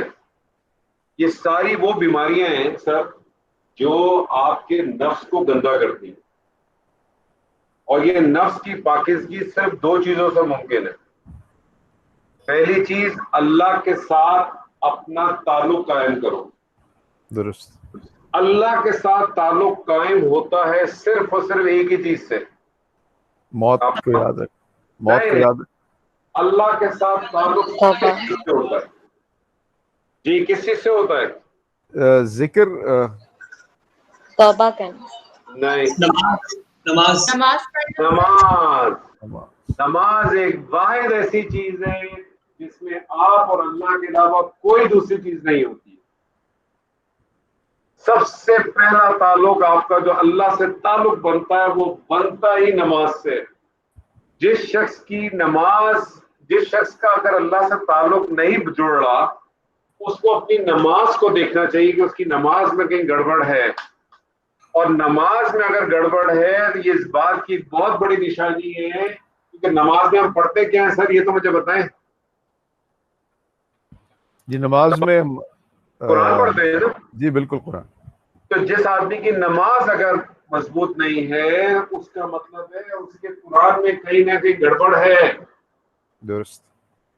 تو اللہ کے ساتھ سب سے پہلا تعلق بنتا ہے نماز سے، جو آپ کے نفس کو صاف کرتا ہے. اور دوسرا تعلق کس سے بنتا ہے سر؟ اور دوسری کون سی چیز ہے جو آپ کے قلب کو آپ کے نفس کو صاف کرتی ہے؟ وہ یہ چیز ہے سر، زبان. ذکر. نہیں، زبان. زبان. زبان. نبی صلی اللہ علیہ وسلم کی ایک حدیث سے آپ نے فرمایا کہ اگر تم مجھے دو چیزوں کی ضمانت دے دو، جی درست، بالکل صحیح. میں تمہیں آگ سے بچنے کی ضمانت دے دوں گا. جی بالکل ٹھیک. پوچھا کون سی؟ کہنے لگا دونوں دانتوں کے درمیان کی چیز اور دونوں پیروں کے درمیان کی چیز. اور یہ بات مرد عورت دونوں کے ساتھ تھی، یہ کسی ایک کے ساتھ خاص نہیں. اور یہی دونوں سب سے بڑے شر ہیں. اور آپ یقین مانیں، میں آپ کو اپنا ذاتی ایکسپیرینس بتاتا ہوں. میں نے ایک آدھ اپنے نوٹ میں بھی لکھ کے بھیجا تھا لوگوں کو، اور میرا یہ ذاتی ایکسپیرینس ہے. مجھے نمازی ملے، میں نے 100 میں سے آپ کو 50%، 60%، 70% نمازی بھی مل جائیں گے. اس میں سے کچھ ٹکرے بھی ماریں گے، کچھ اچھی بھی پڑھیں گے. آپ کو روزے رکھنے والے بھی لوگ مل جائیں گے، آپ کو انفاق کرنے والے لوگ بھی مل جائیں گے، آپ کو عمرہ حج کرنے والے لوگ بھی مل جائیں گے. لیکن زبان کی حفاظت سر جی بہت مشکل کام ہے. ہمارا یہ حال ہے کہ ہماری تو کوئی قرآن کی کلاس بھی بغیر غیبت کے نہیں ہوتی سر. ہمارا تو کوئی درس بھی بغیر غیبت کے نہیں ہو سکتا. ہمارے تو درسوں میں بھی ہمارا یہ عالم ہوتا ہے، فلانا شخص نہیں آیا، بہت بزی رہتا ہے بھائی، اس کے پاس ٹائم ہی نہیں. آج ابھی اس کو بلاؤ فلم دیکھنے، وہ آ جائے گا. ہم نے تو اپنا کام کر دیا، اس کے گناہ ہم نے جڑوا دیے، ہمیں کیا حاصل ہو؟ تو یہ دو بڑی چیزیں سر. تو اللہ تعالیٰ جو قسمیں کھاتا ہے وہ صرف اور صرف اس لیے کھاتا ہے، ہمیں جھنجھوڑنے کے لیے کھاتا ہے، ہمیں بیدار کرنے کے لیے کھاتا ہے، اور کوئی مقصد نہیں. بہت ساری قسمیں آئی ہیں. اور قسم کے بارے میں ایک بات اور میں آپ کو بتا دوں، ریلیونٹ اس سینس میں ہے کیونکہ آپ سب جو ہے وہ یہ جو عربی گرامر پڑھ رہے ہیں وہ اس لیے نہیں پڑھ رہے کہ آپ لوگوں نے عربی کے اخبار پڑھنے، وہ اس لیے پڑھ رہے ہیں کہ آپ کا جو اصل آبجیکٹو ہے وہ قرآن کو پڑھنا اور قرآن کو سمجھنا ہے. تو قسم کے حوالے سے سمجھ لیں کہ اللہ تعالیٰ نے قرآن مجید میں جتنی قسمیں کھائی ہیں وہ عموماً تمام کی تمام جو ہے نا مکی دور کے قرآن میں آپ کو ملیں گی. تمام کی تمام جو ہے وہ مکی دور کے قرآن میں بنیں گی. اور ایک رائے یہی ہے، غالب رائے یہی ہے کہ جو پہلی قسم کھائی گئی تھی وہ سورہ یاسین میں تھی، یاسین والقرآن الحکیم. اور جو آخری قسم کھائی گئی ہے وہ شاید والعصر ہے، والعصر ان الانسان. انشاءاللہ قسم پہ ہم ڈیٹیل میں بات کریں گے آگے بھی. چوتھے پہ آ جائے جی. چوتھا جو آپ کا حرف جارہ ہے وہ ہے کاف، اور اس کے اوپر بھی جو ہے نا فتح آتی ہے کاف، اور یہ استعمال ہوتا ہے دراصل تشبیہ کے لیے ہوتا ہے، یعنی آپ یہ سمجھیں کہ اس کا جو نارملی ترجمہ کیا جاتا ہے وہ کی طرح یا مانند کہہ لیں آپ اس کو. یہ بھی قرآن مجید میں کافی استعمال ہوا ہے. صبا جی کوئی آپ مجھے آیت یا کوئی ایک کلمہ بتا سکتی ہیں ایسا؟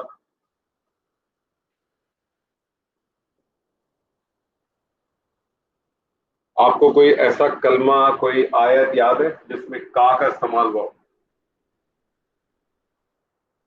ذہن میں رکھیں کہ یہ سب حرف جارہ ہیں، یہ اسم سے پہلے داخل ہوتے ہیں اور اسم کو حالت جر میں لے جاتے ہیں. کوئی یاد آتی ہے آپ کو؟ کاسف معقول. کاسف معقول.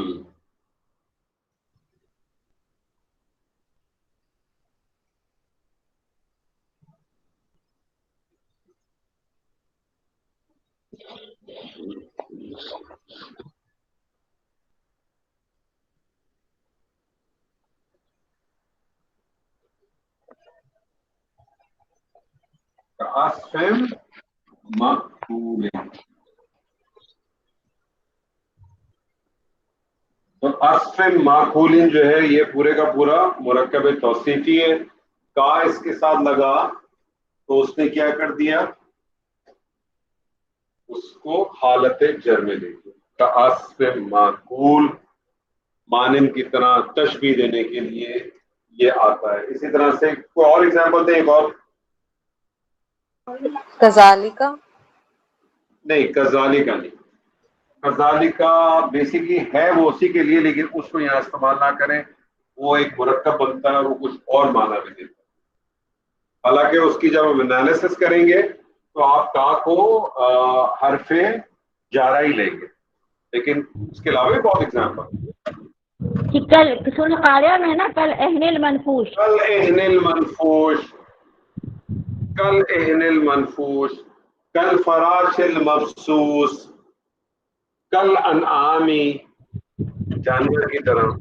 تو اصل چیز یہ بس صرف میں نے آپ سے کہا تھا نا ہم اس پہ زیادہ بات نہیں کریں گے، جہاں ایک آدھ ہوگی وہ ضرور دیکھ لیں گے، اور صرف آپ کو حرف جارہ آپ کے ذہن میں آنے چاہیے. با تا واو کا 4 ہو چکے، 5واں میں آپ کے سامنے لاتا ہوں، اور وہ 5واں ہے جی فی.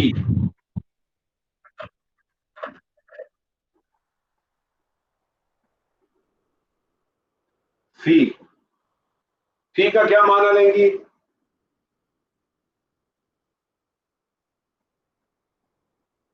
میں. اللہ کا راستہ.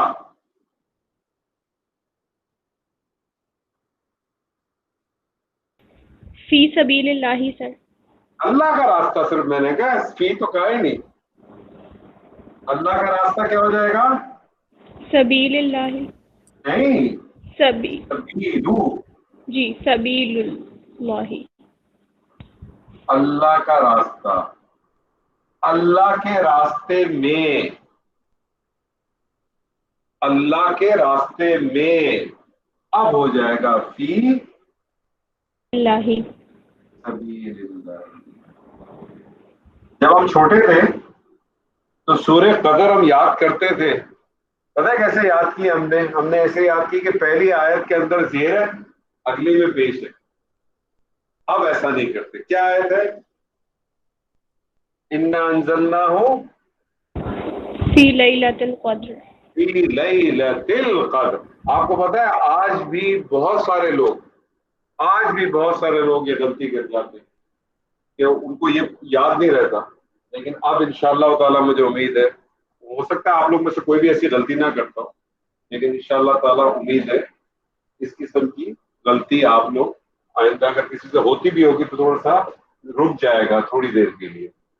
تو آپ کے پاس 5 ہو گئے، با تا واو کاف فی. با کے ساتھ، تا قسم اللہ کے لیے خاص، واو قسم عام، کاف جو ہے وہ تشبیہ کے لیے کی طرح، مانند، فی میں. میں آپ کو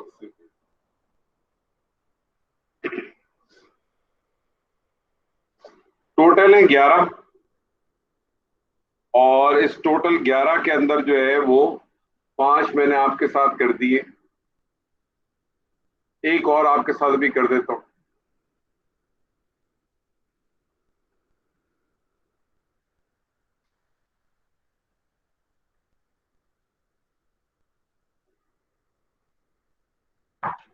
آگے پیچھے کر دیا میں نے، مجھے بیسکلی اس کو ابھی نہیں کرنا چاہیے. ٹھیک ہے کوئی بات نہیں. چھٹا ہے جی لی. چھٹا ہے لی، اور لی کا جو ہے معنی وہ کے یا کے لیے آتا ہے، کا کے لیے،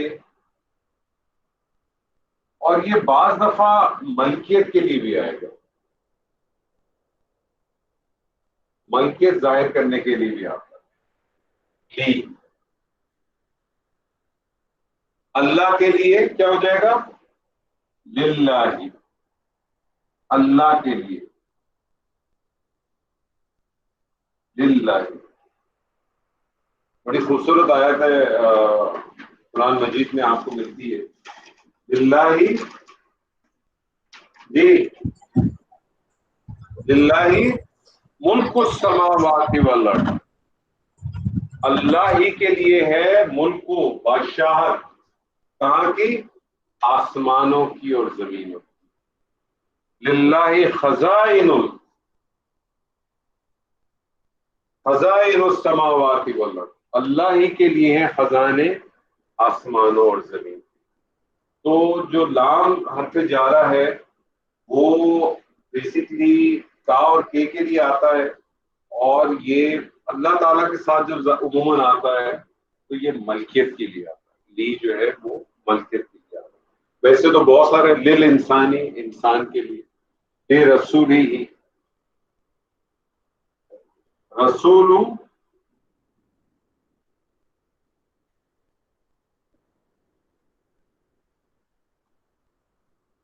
رسول ہو، کیا مطلب ہوا سر؟ حفصہ رسول ہو کیا لگ رہا ہے آپ کو؟ اس کا رسول. اس کا رسول مرکب اضافی ہے جی ٹھیک ہے. اس کے ساتھ میں نے نام لگا دیا تو رسول ہی ہو جائے گا. رسول ہی. اب کیا ترجمہ ہوگا؟ اس کے رسول کے لیے. اس کے رسول کے لیے. تو یہ 6 میں نے آپ کے سامنے حرف جارہ رکھے، با، تا، واو، کاف، تی، لی. 5 اور ہیں، وہ بھی اسی طرح سے آسان ہے، کوئی اتنے مشکل نہیں ہے، وہ آپ کے ساتھ رکھیں گے. اب ایک سوال جو میں نے آپ لوگوں کو رکھا تھا، مجھے امید ہے آپ لوگوں نے دیکھا ہوگا. جمیل صاحب، 2 ہفتے پہلے میں نے ایک سوال رکھا تھا آپ کے سامنے، جی سورہ نساء اور سورہ احزاب کے حوالے سے. جی یاد ہے سر آپ کو؟ ہاں جی، وہ ترجمہ پڑھنا تھا ان 2 آیتوں کا. آپ نے ترجمہ پڑھا ہوا ہے نا سر؟ ہاں میں نے ان کا ترجمہ پڑھا ابھی. ٹھیک. کیا محسوس ہوا آپ کو؟ کیا چیز ملی سر اس میں؟ کوئی چیز ملی کہ نہیں ملی؟ ہاں ملی. کیا ملا سر؟ اس میں جو سورہ نساء کی جو ہے آیت جو ہے حرمت علیکم، جی، حرمت علیکم امہاتکم، بناتکم واخواتکم وعماتکم وخالاتکم وبنات الاخی وبنات الاخت، جی تمہارے لیے حرام کر دی گئی ہیں تمہاری مائیں یعنی بیٹا فارغ، تمہاری بیٹیاں باپ فارغ، تمہاری بہنیں اخواتکم بھائی فارغ، پھوپھیاں، خالائیں، تمہاری پھوپھیاں، تو اس کا مطلب بھتیجا فارغ، خالاتکم تمہاری خالائیں، اس کا بھانجا فارغ، بنات الاخی یا اس کا مطلب ہے تمہاری بھتیجیاں تو چچا فارغ، بنات الاختی بھانجیاں ماموں فارغ۔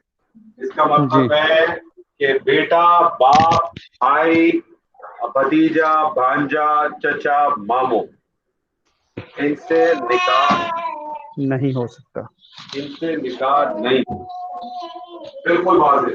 ہاں تو جو سورہ نور ہے، جی سورہ نور، قل للمومنین، اویس آیت یاد ہے؟ یہ تو پچھلی ہے نا، آپ نے 30ویں کہی تھی وَقُلْ لِلْمُؤْمِنَاتِ۔ ہاں مطلب پہلے تو قل للمومنین، پہلے تو مردوں سے خطاب کیا نا، ہاں جی وہ 29ویں قل آیت ہے۔ للمومنین، پہلے ہم بھی مرد ہو گئے، مرد سے شروع کرتے ہیں۔ یغضوا من ابصارہم، اپنی آنکھوں نظروں کو کو نیچے رکھو، نیچے رکھو شرمگاہوں کی حفاظت کرو۔ اور اپنی شرمگاہوں کی حفاظت۔ آگے پھر اللہ تعالیٰ فرما رہا ہے وَقُلْ لِلْمُؤْمِنَاتِ، اور کہہ دیجئے مومن عورتوں سے کہ اپنی يَغْضُضْنَ مِنْ أَبْصَارِهِنَّ آنکھوں کو نیچے رکھیں، وَلَا يَحْفَظْنَ فُرُوجَهُنَّ وَلَا شرمگاہوں کی يُبْدِينَ حفاظت کریں، زینتہن۔ زِينَتَهُنَّ إِلَّا مَا ظَهَرَ مِنْهَا۔ اب اس کے بارے میں جو اکثر لوگوں کی رائے ہے وہ یبدین الا من ظہر منہا، اس میں ان کی قد کاٹ بھی آ سکتی ہے، ان کی جسامت کی دوسرے حصے بھی آ سکتے ہیں، جو جس کو آپ نہیں روک سکتے۔ آگے پھر اللہ کیا کہتا ہے وَلَا يَضْرِبْنَ وَلْيَضْرِبْنَ بِخُمُرِهِنَّ عَلَى جُيُوبِهِنَّ وَلَا يُبْدِينَ زِينَتَهُنَّ، اور نہ وہ دکھائیں اپنی زینت کو۔ یہاں سے اصل چیز ہے۔ اب یہاں پہ جو سورہ نساء میں جو رشتے حرام ہوئے تھے ان رشتوں کو یہاں پہ مینشن کیا، اور ایک دو فالتو بھی ہیں کہ ان کو آپ اپنی زینت شو کر سکتے ہیں، مثلا شوہر۔ رک جائیے سر، رک جائیے۔ جو حرام رشتے تھے وہاں، میں حرام رشتے آپ کے سامنے ریکال کر رہا ہوں، جو آپ کے سامنے ریکال کر رہا ہوں وہ آپ ریکال سن لیں۔ بیٹا، باپ، بھائی، بھانجا، بھتیجا، چچا، ماموں۔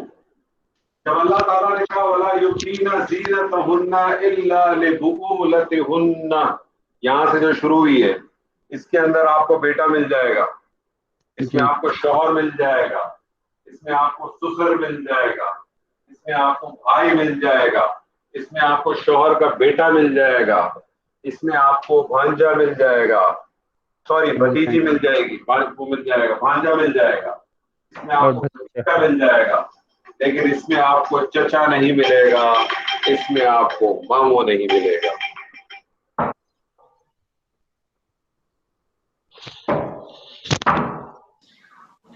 اس میں آپ کو چچا نہیں ملے گا، اس میں آپ کو ماموں نہیں ملے گا۔ اس سے یہ پتہ چلتا ہے کہ چچا اور ماموں آپ کے محرم ہیں، ان سے آپ شادی نہیں کر سکتے، لیکن جب زینت کا معاملہ آئے گا تو آپ ان کے سامنے زینت۔ اب لوگوں نے اس کی تعبیریں ضرور کی ہیں، کسی نے کہا کہ جب باپ آ گیا تو اس میں دادا بھی آ گیا اور اوپر بھی نیچے آ گیا، چچا کیسے آ گیا؟ میں مانتا ہوں باپ کے ساتھ دادا پر دادا کو میں سمجھ گیا، نانا بھی سمجھ گیا اور نانا پر نانا بھی سمجھ گیا، ماموں چچا تو نہیں آتا۔ بہرحال لوگوں نے اس سے بہت کچھ کہا ہے، قرآن بہت واضح ہے۔ قرآن جب اللہ تعالیٰ نے سسر کا ذکر کر دیا، اللہ تعالیٰ نے آگے مزید جائیں گے تو اس میں چھوٹے بچے کا ذکر کر دیا، ان لوگوں کا بھی ذکر کر دیا جن کے اندر کے خواہشات نہ ہو، بلکہ اللہ تعالیٰ نے ایک جگہ پہ اسی آیت کے اندر کہا ہے عورتوں کے ساتھ بھی آپ ان کے ساتھ زینت نہیں دکھا سکتے، آپ ان کے ساتھ دکھائیں گے جو آپ میں سے نسائہن، اپنی عورتوں میں سے، یعنی اللہ تعالیٰ نے تو یہاں تک بھی وضاحت کی ہے، لیکن زینت اب یہاں سے پھر بہت بڑا ایک آتا ہے، اس میں ایک سوال ضرور آ سکتا ہے کہ پھر زینت آپ کہتے کس کو؟ تو زینت کا جو بنیادی جو معنی ہے اور جو معروف معنی ہے وہ ہے سنگار کرنا، اپنے آپ کو تیار ہو کے دکھانا ہے، جو اب اس میں ایک بحث پھر ان سے تو میری بحث ہی نہیں ہے کہ جو چہرے کو زینت ہی نہ سمجھے، ان سے تو وہ تو میرا کسٹمر ہی نہیں ہے. جو آدمی چہرے کو اگر زینت نہیں سمجھتا تو اس سے تو میری بحث ہی نہیں ہے، میں اس سے تو بحث ہی نہیں کرتا. لیکن میں جو پوائنٹ بتانا چاہ رہا ہوں، میں اس پوائنٹ کو میں بہت ایمفسائز میں کرتا بھی ہوں، اور میں خود بھی چچا بھی ہوں، میں خود ماموں بھی ہوں. اور جو ایک بدقسمتی ہے، آپ لوگ سب ماشاءاللہ پڑھے سمجھدار پڑھے لکھے لوگ ہیں، اور اکثر اس میں سے سارے شادی شدہ لوگ ہیں، اچھے والے لوگ ہیں ماشاءاللہ. تو جو پوائنٹ میں آپ کے سامنے رکھنا چاہتا ہوں، آپ کو پتا ہے کہ جمیل صاحب جتنے بھی بر صغیر میں کیا دنیا بھر میں جو چائلڈ ابیوز کے جو میجر کیس ہوتے ہیں سر، وہ ہوتے ہی آپ کے چچاؤں سے، ماموں سے، منہ بھولے بھائیوں سے، منہ بھولے چچاؤں سے، منہ بھولے ماموں سے ہوتے. یہ بات ہے سخت، لیکن مطلب اس سے آپ انکار کرنا اتنا آسان نہیں. اور ہمارے جیسے معاشرے میں تو ایسا ہے کہ اگر کسی بچے کے ساتھ یا بچی کے ساتھ اس قسم کا معاملہ ہو جائے تو باپ تک تو بات پہنچتی ہی نہیں ہے، ماں پہلے ہی اس کو ختم کرا دے گی کہ تیرا دماغ خراب ہو گیا، تو فلانا کرتا ہے، تجھے ٹمکانا ہے. میں سر یہ بات ہمیشہ اس لیے ایمفسائز کرتا ہوں کہ یہ سارے محترم رشتے ہیں، ان کا احترام کریں، اتنا سب کچھ کریں، لیکن خاص طور پہ وہ تمام لوگ جو والے، میں خود بیٹیوں والا ہوں، میری دو بیٹی ہیں، میری بڑی کلیئر انسٹرکشن ہے اپنی دونوں بیٹیوں، چاہے وہ تمہارا چچا ہو، چاہے وہ تمہارا ماموں، کزن وزن کو تو بہت دور کی بات ہے، کیونکہ اللہ تعالیٰ نے عورت کو ایک خاص حص دی ہے کہ اسے یہ احساس ضرور ہو جاتا ہے کہ جب کسی کا کوئی لمس یا کسی کی کوئی کام کی شہوت اس کے پاس آئے تو وہ سب ضرور جاتی ہے، تو یہ احساس ضرور ہو جاتا ہے. میری تو خاص انسٹرکشن ہے کہ بیٹا کبھی بھی تمہیں کسی چیز، میں ڈائریکٹ کہتا ہوں اپنے بچوں سے، کبھی کسی جگہ پہ ہلکا سا بھی محسوس ہو، آپ نے کسی سے ذکر نہیں کرنا، مجھ سے آگے کرنا. تو میں اپنے تمام ساتھیوں کو، اپنے دوستوں کو، اپنے بھائیوں کو، اپنی بہنوں کو، اپنے رشتے داروں کو، میرے جتنے جو آپ میرے ساتھی جو میرے ساتھ پڑھتے ہیں، میں جب بھی یہ موضوع آتا ہے میں ان سے ایک ہی بات کہتا ہوں کہ اپنی بچیوں کو، خاص طور پر اپنی بیٹیوں کو یہ کانفیڈنس ضرور دیں، ان کو یہ بات ضرور اجاگر کریں. ان کی مائیں ان کو مائیں کرتی بھی ہوں گی، باپ بھی کریں ان کو. ہمارے یہاں ایک بڑا مسئلہ، ہمارے باپ جو ہے وہ بہت ہیزیٹیٹ کرتے ہیں. آپ اگر انشاءاللہ جب سورہ یوسف پڑھیں گے تو آپ کو اندازہ ہوگا کہ سورہ یوسف کی ابتدا کے اندر جو اصل میسج ہے وہ کیا ہے. آپ دیکھیں سیدنا یوسف نے خواب دیکھنے کے بعد پہلا کام کیا کہ اپنے والد کو بتایا اپنا خواب.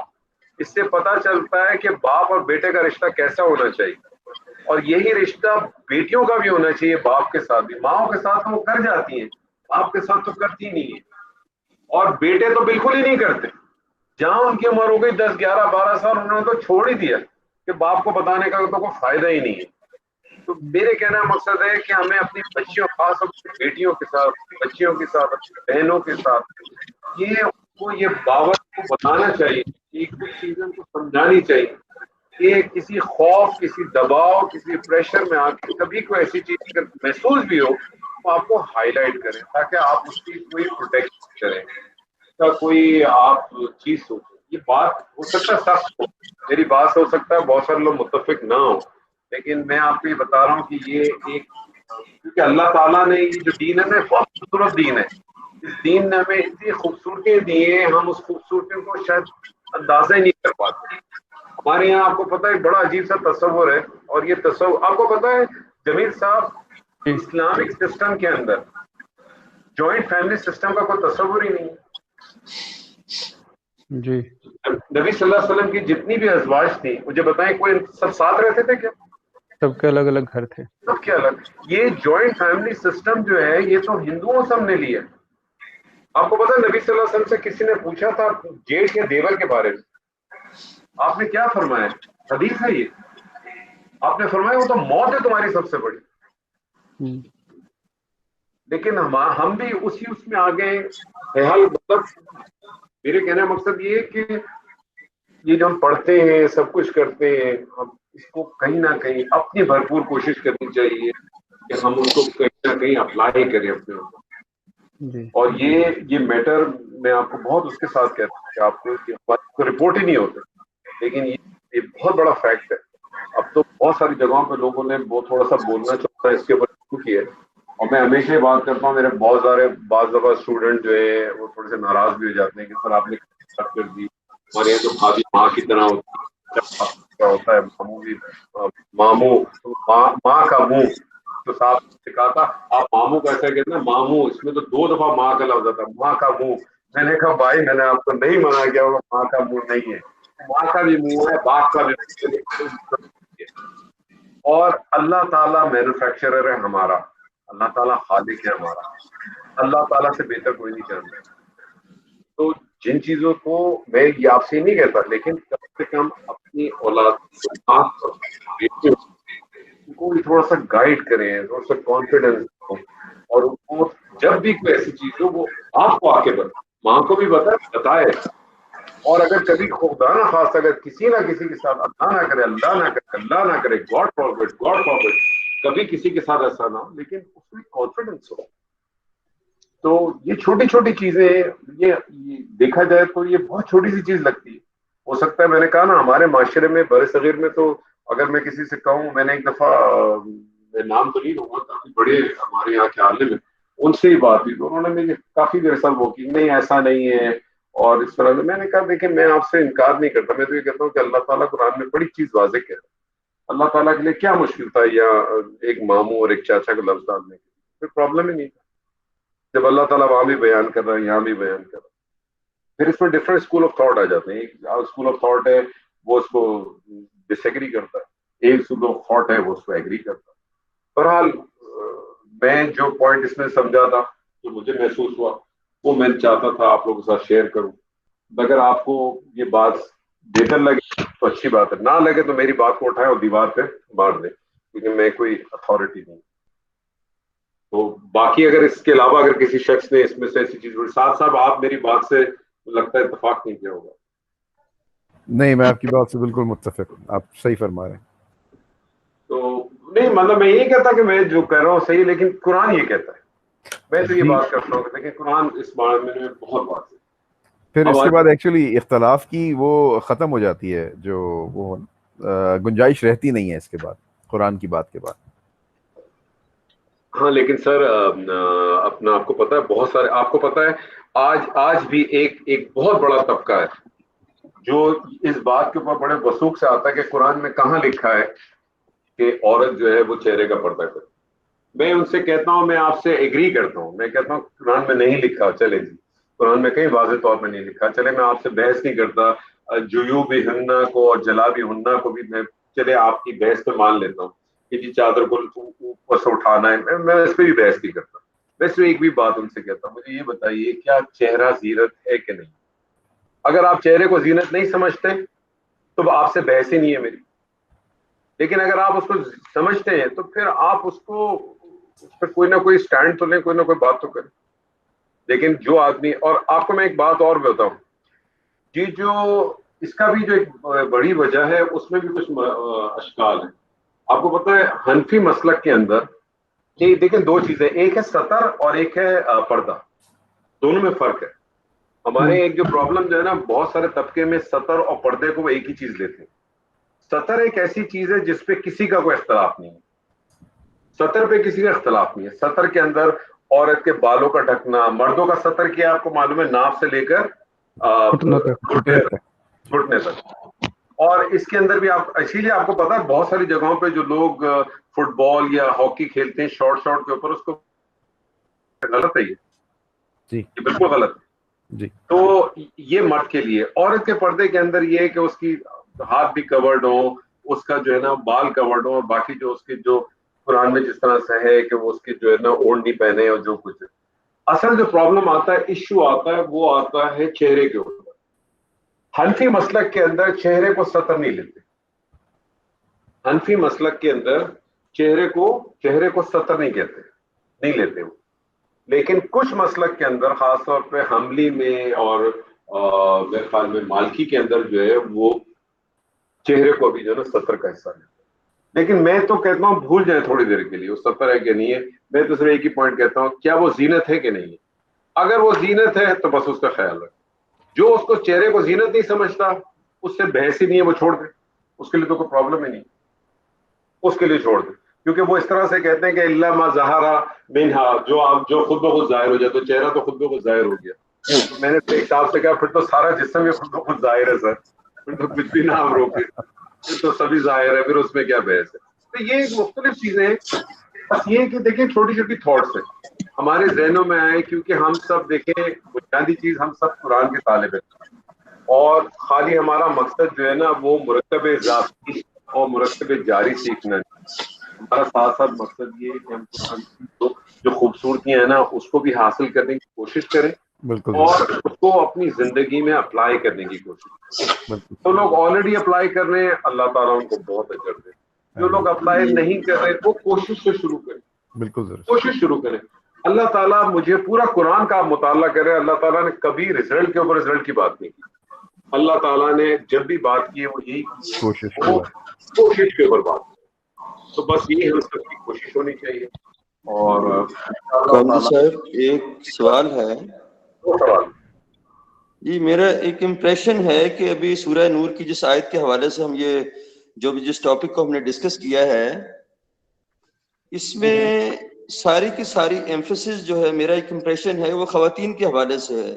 حالانکہ پہلی آیت میں مردوں کے حوالے سے بات کی گئی ہے، اور ہمارے عام معاشرے کے اندر اس چیز پہ ایمفیسس ہم کم دیتے ہیں ان کمپیریزن ٹو خواتین کے حوالے سے، کہ مردوں کو کیا کہا گیا اور پہلے کہا گیا. میرا تو لوگوں سے جھگڑا یہی ہے، میرا تو لوگوں کے ساتھ جھگڑا یہی ہے. مجھے جب کوئی آدمی آ کے، آپ کو پتا آج کل ہمارے جو سعودی عرب میں بہت ساری چیزیں بہت اوپن ہو گئی ہیں، اور میں کبھی دیکھتا ہوں ہم کسی جگہ پہ بیٹھے لوگ کہتے ہیں یار دیکھو کتنی گھٹ. میں کہتا ہوں مجھے سمجھنے کی بات نہیں آتی، اللہ تعالیٰ نے پہلا حکم تو مجھے اور آپ کو دیا ہے، تو تم کو پتا کیسے چلا کہ وہ ہماری عورت ایسی لگ رہی تھی اور ڈمکانی ایسے لگ رہی تھی؟ How come you come to know this thing? تو میرا تو لوگوں کے ساتھ جھگڑا یہی ہے. میں تو کہتا ہوں کہ آپ کو پتا کیسے چلا کہ وہ کیسی تھی اور کیسی نہیں تھی، کہ اس نے کیا پہنا تھا اور کیا نہیں پہنا تھا؟ اللہ نے تو پہلا حکم ہی تم کو دیا. اللہ تعالیٰ نے بیسکلی اگر آپ اوریجنلی دیکھیں تو حکم ہی مرد کو دیا، لیکن مرد کے ساتھ آپ کو معلوم ہے نا، مرد کے ساتھ بھی شر ہے اور عورت کے ساتھ بھی شر. لیکن اللہ تعالیٰ نے ایک بائی ڈیفالٹ عورت کے اندر یہ چیز دی ہے کہ وہ اس کے اندر پھر بھی بہت قابو ہے اپنے شر کو روکنے کا، اس میں کوئی دو رائے نہیں ہے. مرد کے مقابلے میں عورت کے پاس زیادہ اللہ تعالیٰ نے اس کو قوت دی ہے کہ وہ اپنے شر کو روک سکتی ہے، مرد نہیں روک پاتا.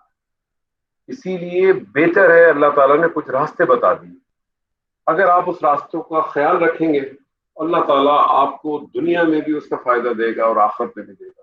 اگر آپ نہیں رکھیں گے تو ایسا نہیں ہے کہ نقصان ہو سکتے، اس کے کوئی بھی سائیڈ ایفیکٹ آ سکتے، اس سے بچنے کی کوشش کرے گا. بس اتنی سی بات. باقی تو میں نے آپ سے کہا نا، آدمی کہے ہمارے، جیسے میں نے آپ سے کہا نا ہمارے یہاں تو ایک بڑا وہ ہے، کامن ہے کہ بھابھی تو ہماری ماں کی طرح ہوتی ہے. ایک بڑا عام تصور ہے، آپ کسی کو بھی بول دیں. تو ہمارے معاشروں میں تو یہ چیزیں ایکسیپٹیبل ہی نہیں ہے. اب تو جا کے پھر بھی میں سمجھتا ہوں تھوڑی بہت نظر آتی ہے کہ اب تھوڑی اویئرنیس آ گئی ہے، جب سے میڈیا کے اندر بہت ساری چیزیں آئی ہیں، بہت سارے دروس کے اور اس کے پروگرامز اور ہوتے ہیں، اور بہت سارے لوگوں نے اس پر بڑا کام کیا ہے. میں سمجھتا ہوں شاید پاکستان کے اندر فرحت ہاشمی صاحب کو ایک بہت بڑا کام ہے، انہوں نے جو اس قسم سے کام کیے ہیں. دوسرے بہت سارے ایسے لوگ ہیں جنہوں نے کام کی، تو بہت اویئرنیس آئی ہے، ایسی بات نہیں ہے. لیکن پھر بھی ایک بہت بڑی چیزوں کے اندر، بہت ساری چیزوں کے اندر ابھی بھی ہے. میں یہی کہتا ہوں کوشش کریں، صرف کوشش کریں. اللہ تعالیٰ ایک دفعہ آپ کوشش کریں، اللہ کے کام میں پڑ جائیں، اللہ آپ کے کام میں خود بخود پڑ جائے. کوئی مسائل نہیں آتے، کوئی مسئلے نہیں آتے. ہم چھوٹی چھوٹی چیزوں میں تو اپنے آپ کو الجھا دیتے ہیں، چھوٹی چھوٹی چیزوں میں تو الجھا دیتے ہیں، لیکن جو اصل جو کرنے کی چیزیں اس میں ہم پھنسے رہتے ہیں. آپ دیکھیں کتنی عجیب سی بات ہے. آپ دیکھیں، مجھے نہیں معلوم آپ لوگوں کے ساتھ کبھی ایسا اتفاق ہوا ہے کہ نہیں ہوا. میرے ساتھ 2-4 دفعہ ہوا ہے کہ میں کسی کے شادی میں کسی اس میں گیا ہوں، اور کوئی مین فنکشن نہیں، ایسے ہی کبھی چلا گیا، پتہ چلا وہاں کوئی ڈھولک بھی چل رہی ہے، جو کچھ بھی چل رہی ہے، اور ہم خود دیکھتے ہیں کہ وہاں پتہ چلا وہاں سارے لوگ بیٹھے ہوئے، اور وہاں جو بچیاں ہیں، وہ ظاہر ہے اب اس کی بھائی کی شادی ہے، بہن کی شادی ہے، تو بچیاں ہیں، وہ بچیاں اپنے گا بھی رہی ہیں، ناچ بھی رہی ہیں، جو کچھ بھی کر رہی ہیں. اب وہاں دوسرے لوگ بھی بیٹھے ہوئے ہیں، اور بڑے فخر سے لوگ جو ہے وہ پوچھتے بھی ہیں، ارے آپ کی بیٹی بہت اچھا ناچتی. وہ بھی بڑے فخر سے کہتے ہیں جی، بہت بڑے شوقین لوگ ہیں. इनका पूरा ग्रुप है, 4-5 लड़के लड़कियों का, बहुत अच्छा करते हैं, आपको दिखाएंगे मेहंदी वाले दिन और मजा आएगा. तो you will come across with all these kinds of people in your life. तो इंसान तो आपको पता है अल्लाह ताला सूरह आराफ में क्या कहता है. अल्लाह ताला ने सूरह आराफ में कहा ना कि तुम उसकी पैरवी करते हो जिसने तुम्हारे माँ बाप को जो है वो कपड़े उतार के जन्नत से भेज दिया. मैं इससे पहले भी एक दो आपसे बात कर चुका हूं कि असल ऑब्जेक्टिव जो इब्लीस का था वो जमीन में भेजना नहीं था. जमीन में भेजने का फैसला तो ऑलरेडी हो चुका था. वो ईमेल तो बहुत पहले शूट हो चुकी थी. सिवाय आदम के सबको मालूम था कि आदम ने जमीन पे जाना है. तो जमीन पे भेजना ऑब्जेक्टिव तो था ही नहीं. उसका असल ऑब्जेक्टिव ये था कि वो इतना ह्यूमिलेट हुआ था, उसकी ह्यूमिलेशन इतनी हाई थी, तो उसने भी यही सोचा था कि वो भी जो है यही काम करेगा, और जो बेस्ट उसके पास जो चीज थी उनको ह्यूमिलेट करने की वो एक ही थी कि वो उनके साथ ये वाला काम. और आज भी पूरी दुनिया की सबसे बड़ी जो $1 बिलियन जो इंडस्ट्री है वो पोर्नोग्राफिक इंडस्ट्री. तो अल्लाह ताला से दुआ है अल्लाह ताला हम सबको हक को सुनने, समझने और अमल करने की तौफीक अता फरमाए. सॉरी मैं टाइम नहीं ले सकता, 5 मिनट के बाद मेरी क्लास है इंशाअल्लाह. अल्लाह ताला तो आप लोगों को इंशाअल्लाह मुलाकात होगी. बारकल्लाहु ली व लकुम फ़ी क़ुरआनिल अज़ीम व नफ़अनी बिल आयातिन. अस्सलामु अलैकुम व रहमतुल्लाहि व बरकातहू. जज़ाकल्लाह खैर.